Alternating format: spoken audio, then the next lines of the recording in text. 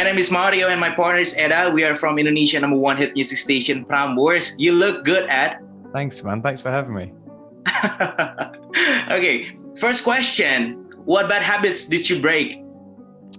Do you know, I think I do everything in excess. Like I never know when to stop. So since having a daughter, I've really cut back on that.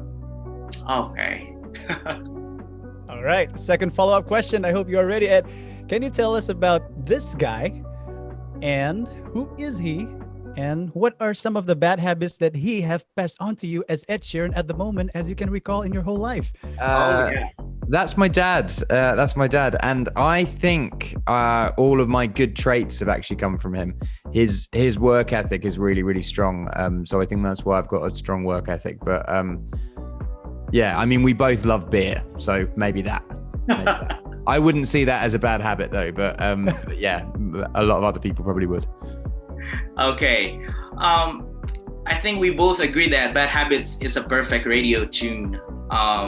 And I remember when the first time I heard that, it's the same feeling when I heard Shape of You for the first time.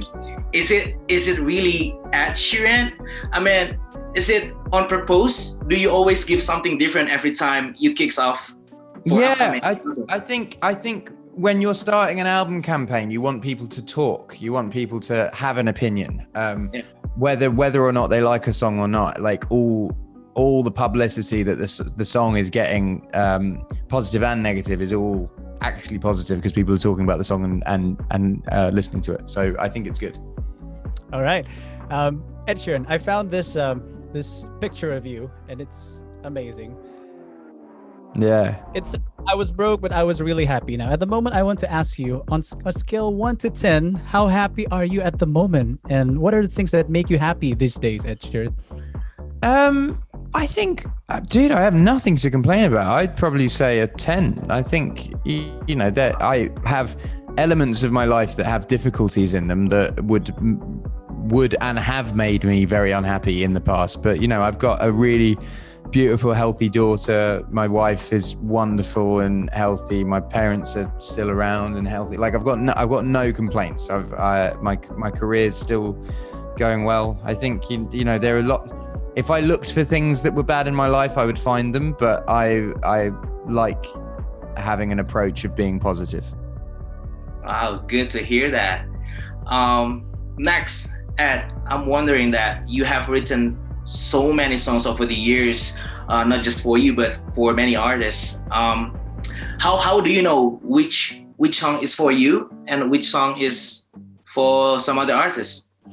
It's usually about personal connection to the song, I think. You know, there is, you know, a lot of songs on my album that are really deep and emotional and mean a lot to me because I was going through something at the time. Whereas sometimes I just like writing songs and they just come out, but I don't have the same connection with them. So I'd rather they have a good home somewhere and someone else sing them.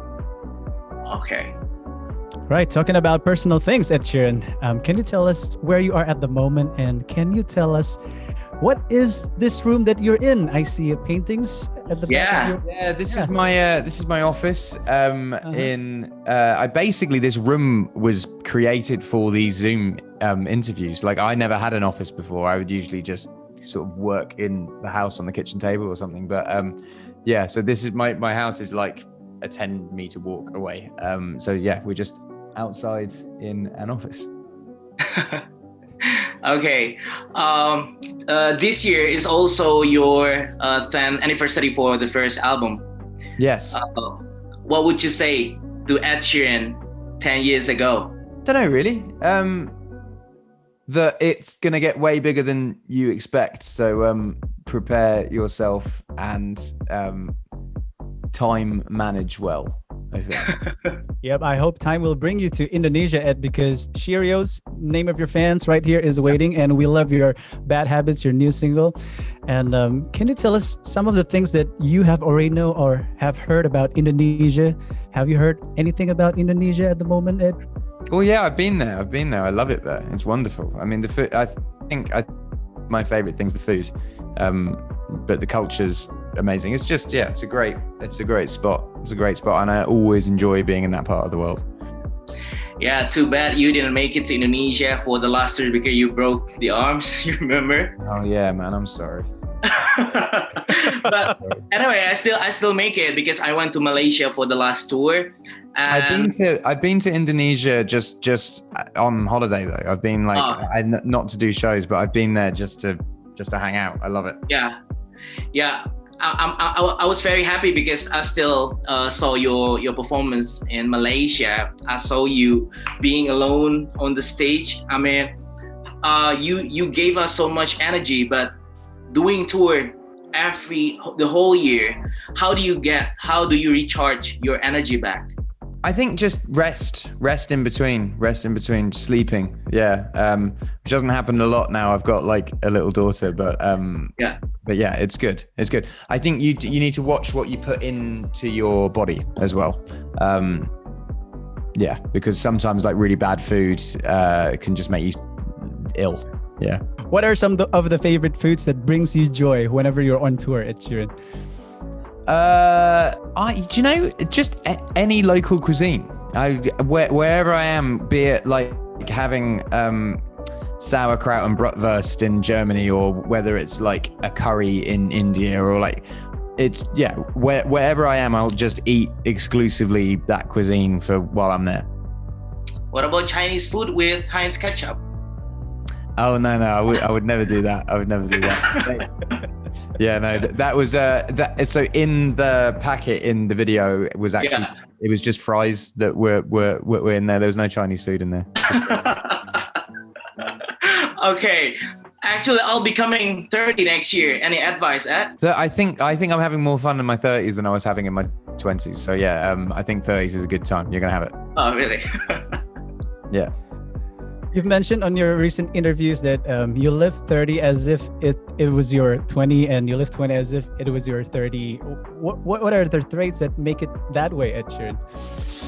No, I think what I said was I've spent my 20s trying to look 30. You know, when I was growing my beard out and glasses and blah blah blah. And now I'm 30, I sort of want to look 20 again. So I've shaved my beard, and yeah, here we are. Yeah. You look very good. You look perfect.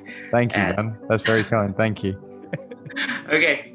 I think for me, last but not least, me and Eda have a band. Do you have any advice for us or for anyone who starts career as a musician in terms of songwriting or consistency? Do you have I think actually in terms of like any career, be it music or anything, like you make your own luck.